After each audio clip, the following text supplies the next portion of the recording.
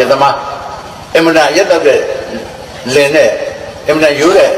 မိမသားနဲ့အိမ်တော်ကြတော့သာသမီလည်းမရအောင်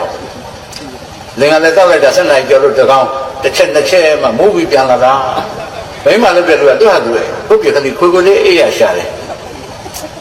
ဒီယသမကပြန်လာရင်ခါတိုင်းတော့ကိုဝမ်းလေးရောက်ပြီဆိုစိတ်လျှော့လိုက်ရင်ဝုန်းဆိုသူလည်းလဲပြီးအိတ်လို့လာတာအဲ့ဒီနေ့ကတော့သူမအိတ်ဘူး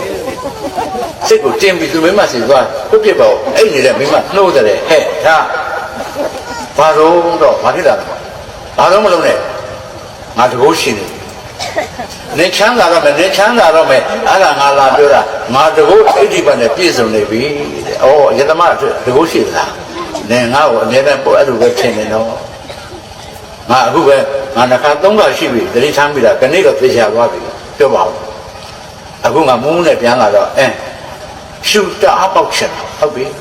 ရှူတအားပေါက်ချင်တော့အင်္ဂါတကားဖွင့်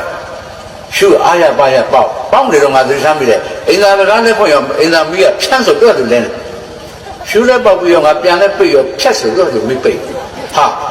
ငါမုန်းနဲ့ခလုံးနှိမ့်မိသလားဒါနဲ့ငါလက်တစ်ဖက်နောက်ပြည့်